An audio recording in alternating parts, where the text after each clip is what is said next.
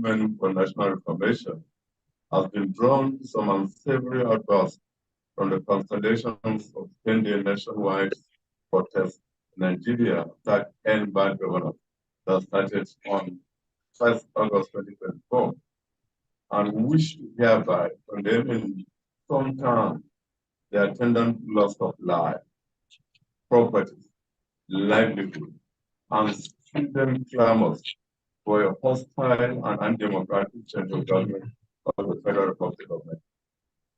As patriots, we in MNR stand in solidarity with the government of the Federal Republic of Nigeria and urge it to expedite action in bringing succor to the plight of citizens without any further delay. It is pertinent to draw the attention of the federal government to the fundamental objectives and directive principles of state policy that states that security and welfare of the people shall be the primary purpose of government. In this regard, we in MNR wish to hereby convey our condolences to families that lost their work during the protest and pray for speedy recovery of those who sustained injuries. At this point, we'll observe 1 minute silence for our citizens that lost their life during the protest in honor of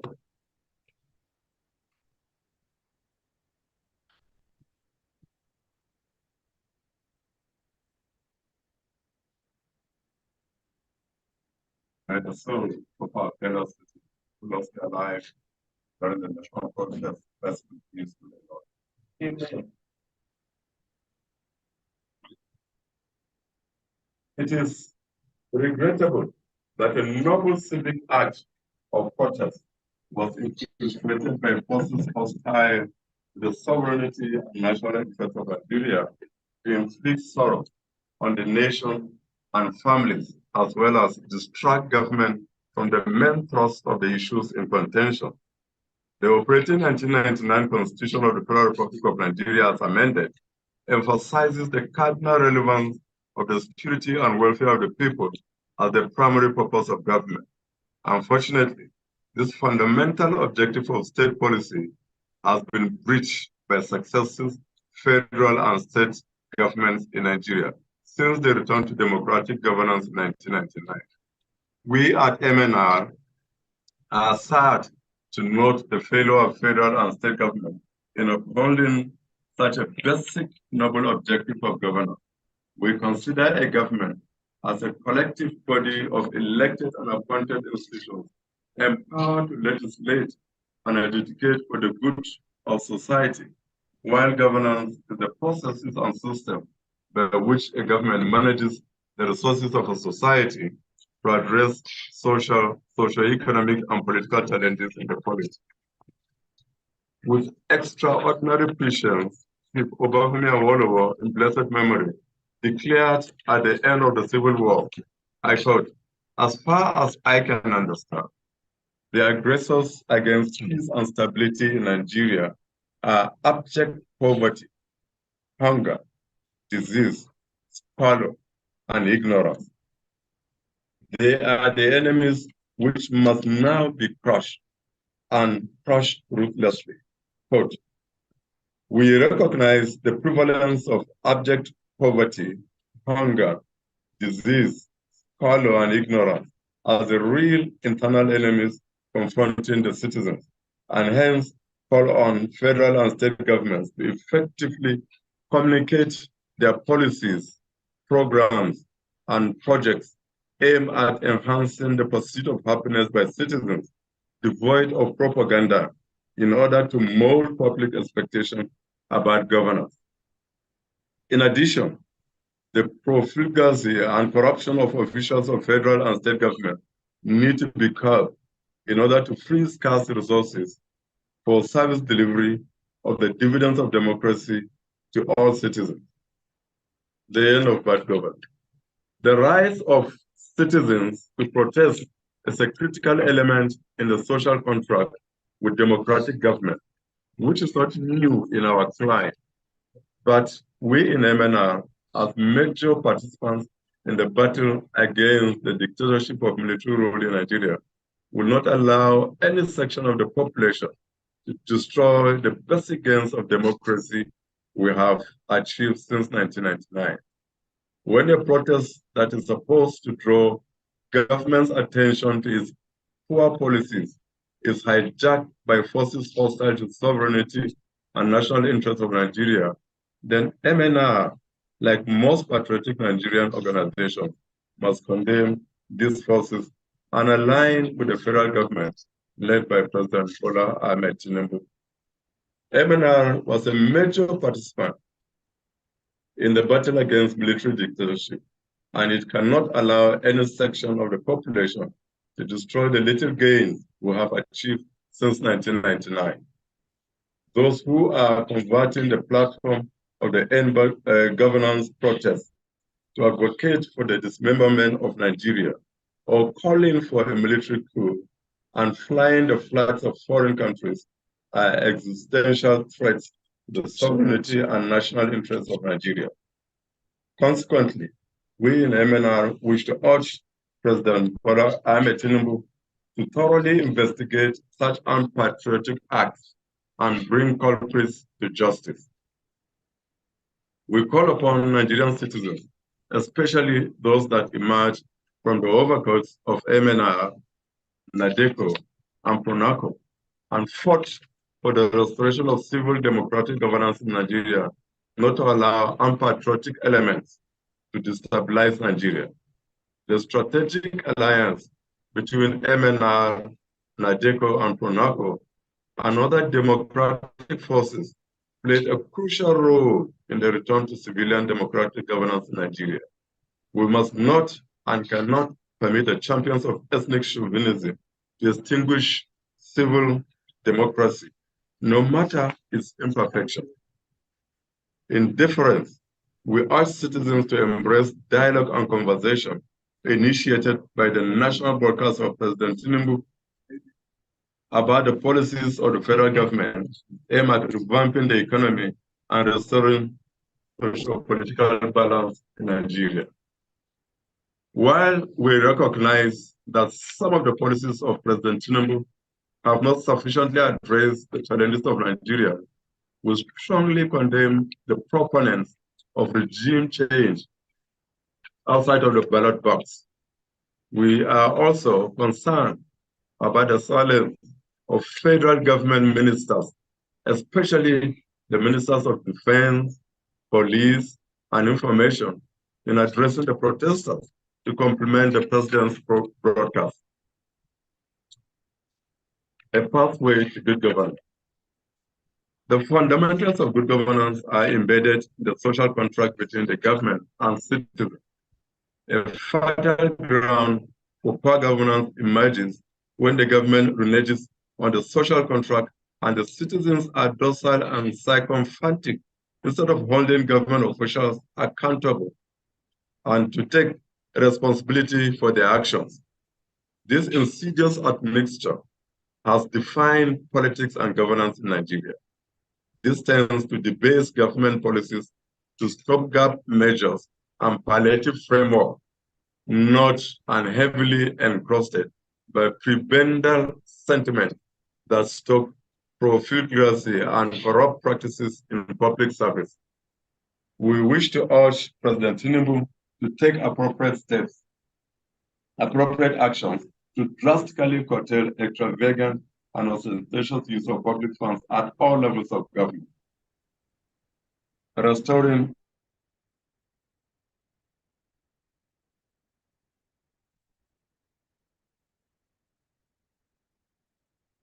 federalism.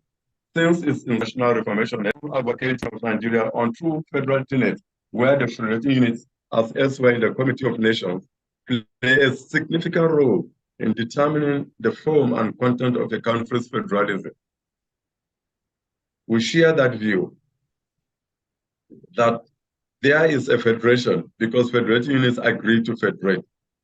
This existential truism guided the deliberations of the founding fathers of the Federal Republic of Nigeria as they negotiated the federal structure of Nigeria during the era of colonial administration and subsequent decolonization period leading to enactment of the 1963 Republican Constitution of the Federal Republic of Nigeria on 1st October 1963.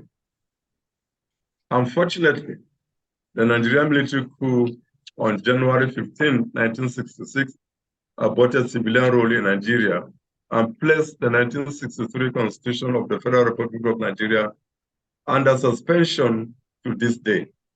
As a result, governance in Nigeria became hinged on military decrees, with attendant dire and debilitating consequences on the pristine tenets of federalism and impetuous quick fix side of citizens on policy issues.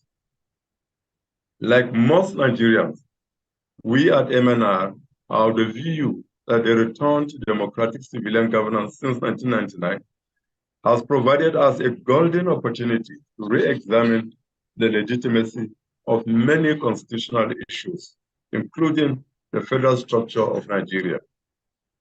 This requires a reset and a paradigm shift from the distorted federalism foisted on the Federal Republic of Nigeria by a heavy reliance on decrees during the long period of military interregnum from 1966 to 1979 and 1983 to 1999.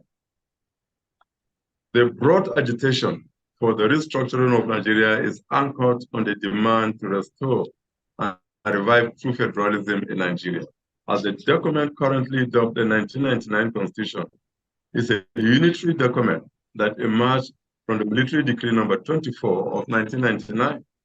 It did not derive from a consensus of we the people of Nigeria as the basis of a republican and democratic document like the case with the 1966 Constitution of the Federal Republic of Nigeria.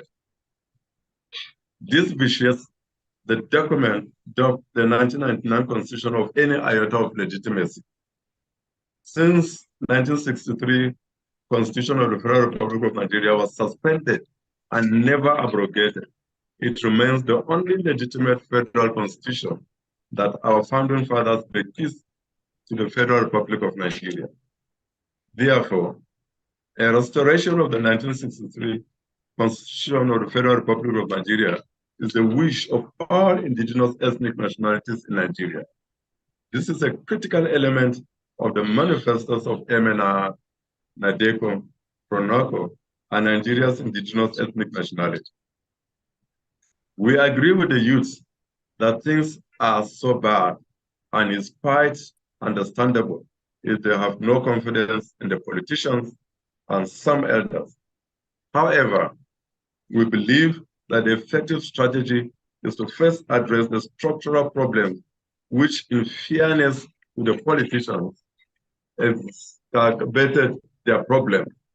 We in MNR believe that to restore the 1963 Constitution of the Federal Republic of Nigeria and amend it with contemporary realities will provide a legal, stable social context in resolving the structural problems that afflict the polity.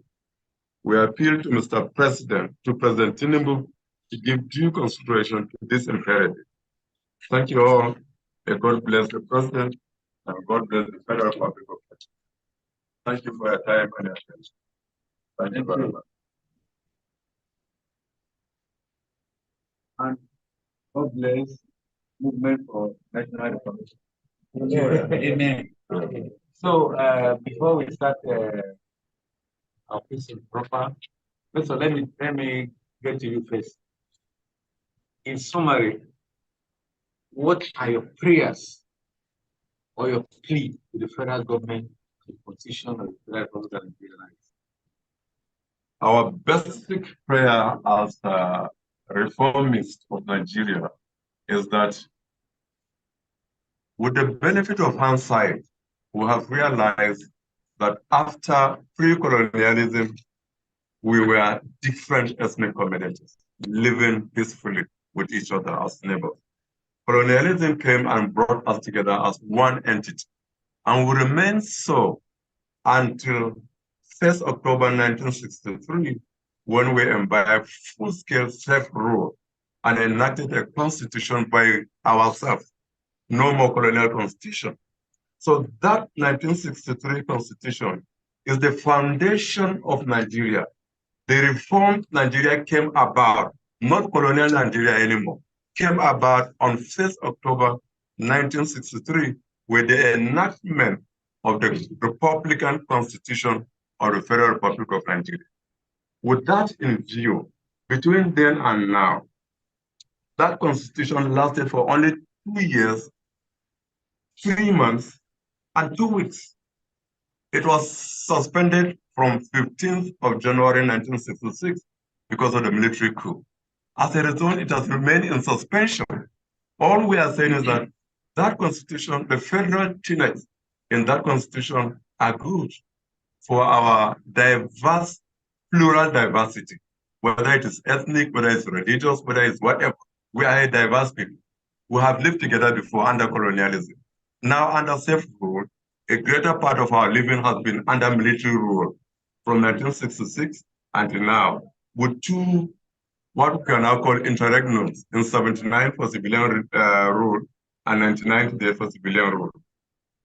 Now that our forefathers met in Lagos in 1963, accepted Republican federalism, let's go back to that constitution. Bring it back from suspension. Amend it with current realities that exist in Nigeria. For instance, as at 1963, we are running a parliamentary system of government. We are currently running a presidential system of government. That's the current reality. As at 1963, we had only two federating units, the federal government and 4 federating units. Today, we have the federal government and 36 federating units and 774 local governments, making it a 3-tier federating system. We need to review all of this. But technically, because of military rule, the 36 states and the 774 local government areas are simply composite administrative areas because there's no power devolution. There's no self-autonomy. They are simply composite administrative areas because the federal tenets of the 1963 Constitution were set aside by Decree number 34 of 1966 that introduced unity governance in Nigeria and took away the powers of all the federating units. So our basic prayer is, let's go back to that Constitution. That's the foundation of Nigeria. We're not talking about colonial Nigeria. Colonial people did Nigeria, and they've gone. And during a period of transition from 1st October 1960 to 30th September 1963, for 3 years, the colonialists were here to watch over us. We all gathered and said, we want to remain as one single entity, but as a Republican federation. And so that decision of ethnic nationalities in Lagos in July 1963 was sent to the Federal House of Representatives, who enacted that into law by the Constitution of 1st October 1963. So that Constitution is our own. We the people of Nigeria, made it. Our forefathers who made that Constitution are not less important than you and I today. We descended from them. So we are carrying forward with the job and the foundation they established. So let's go back to that. Remember also that a military decree is a political process that helps the military to professionally handle power that they took by force from civil authority. It's not a constitution. You can't amend a decree. Funny enough, or surprisingly, or curiously, whenever we have a civilian administration, they're going to full gear to say all previous laws, including decrees, have become act of the parliament. So if decree number 1 that suspended the constitution has become an act of the parliament, is it not something curious to see? If decree number 34 of 1966 that unified political power into the hands of federal government and took away power from federating units. And we call it an act of the parliament. I mean, that is something we need to interrogate. So there are lots and lots of serious issues like that that we need to interrogate. We can only interrogate them under a legal court and a stable social system, which is provided by the 1963 Constitution. And we can do so. And whatever comes out of that becomes our new constitution now that will operate. Thank you very much. Thank you very much. All right. Any other questions? Yeah, I have a question. Nation. Yes. So my name is okay, a few minutes. But go ahead. Okay.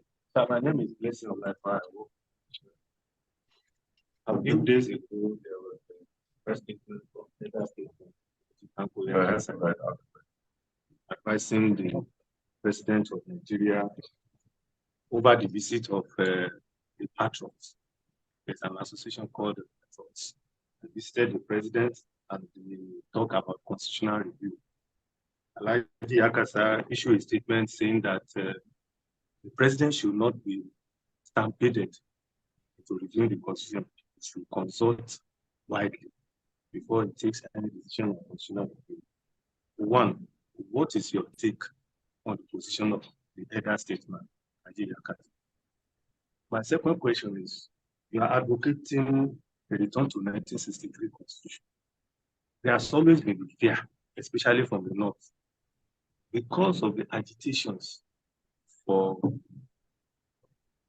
Biafra, for self-determination, that if you go back to 1963 constitution, it will be a leeway to division of the country, and they don't want it. So what is your take on this, sir? Thank you, sir. Well, I will allow to respond to some of it. But let me say this about 1963 Constitution. Going back to 1963 Constitution doesn't mean we're going back to operate 4 federating units as it were in 1963. No, we're only saying the federal structure, the federal tenets of that Constitution are strong enough to hold our plural diversity together as one entity. Secondly, that Constitution provided, made sufficient provisions to deal with some of the challenges that we see today, such as agitations or whether separation or whatever. That Constitution made adequate provision for it. So the current realities will be what we already have as the starting point. That starting point is technically a self-retrieval process of our nativity. For instance, the 36 states, any few states that think they are the same homogeneous ethnic group, they want to remain as one federating unit, can do a boundary adjustment, do a referendum within their citizens or their residents. Once they agree that, yes, we are collapsing 2 or 3 states into one federating unit, that would be fine. It wouldn't be a problem. Federating units is not about equality of size, equality of population, no. Take the US, for instance. It has 50 states. The state of California, as of 2022, has a population of 39 million. The state of Wyoming, as at the same 2022, has a population of only 581,000 people. But both of them are states in the US. So it's about going back to look at our plural diversity, make adjustment to suit what any ethnic nationality requires, homogeneous or heterogeneous, and we'll carry on.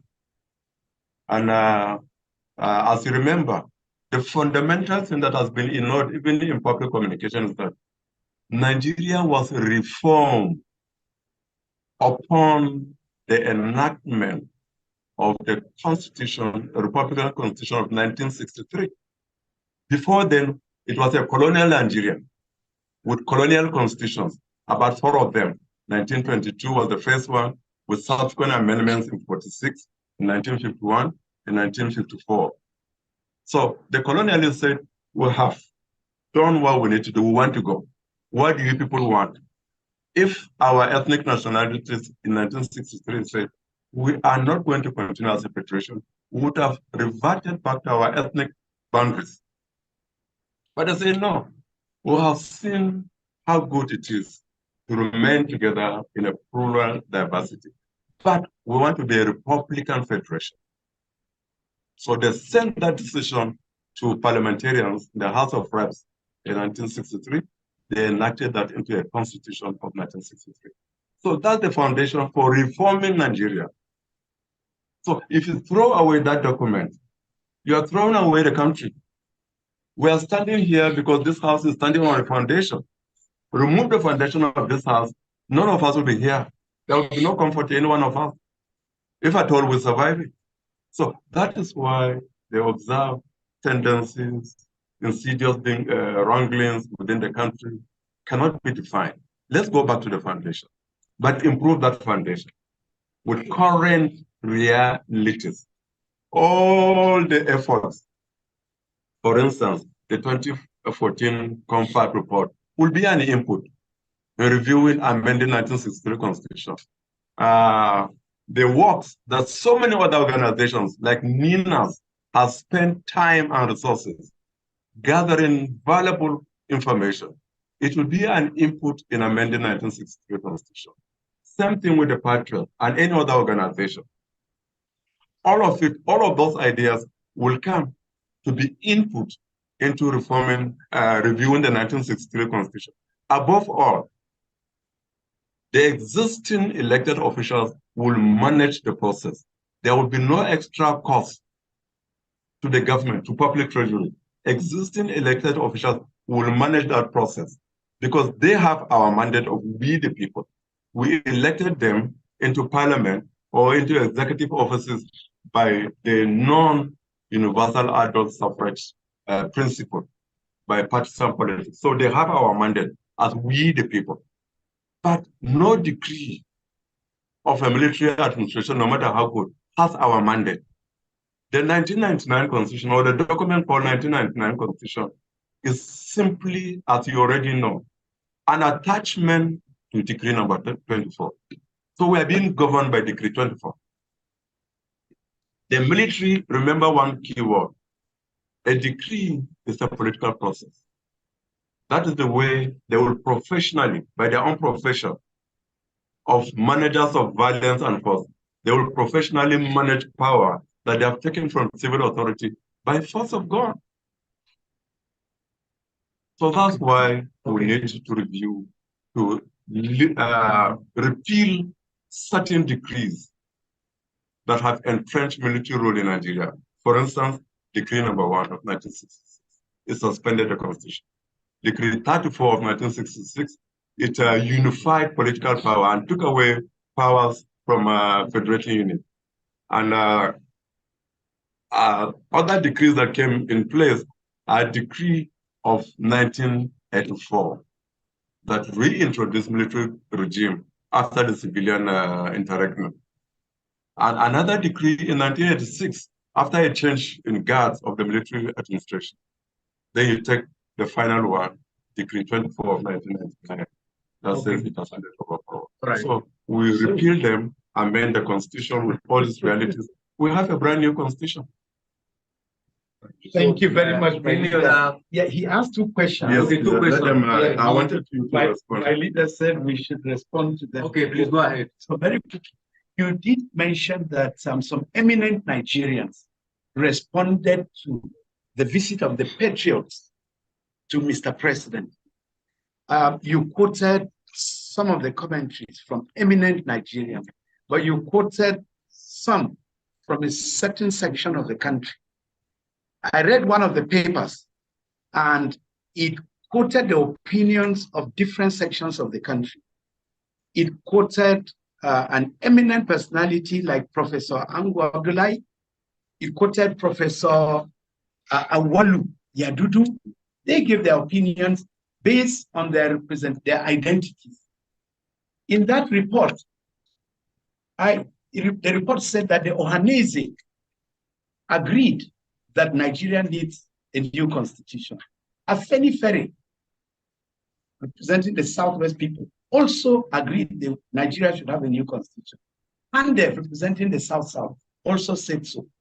And from this part, North Central, or we prefer to call ourselves Middle Belt people, the president of Middle Belt Forum, Dr. Bitrus Pogu, actually said, yes, we need a constitution, and we should go back to the 1963 constitution and capture into its current realities. So it's a very popular opinion in the polity of Nigeria to have a new constitution. And there's nothing wrong in making these genuine requests or desires known. It's the feelings and the opinions of the people. And I'm sure the leadership of the country is better off listening. And President Tinubu is likely to have all these opinions coming to him. He is our boss, he is our president, he will sort things out. So we are just speaking as leaders of thought. Thank you very much. In addition, I'm Comrade David Ajetumodi from Southwest.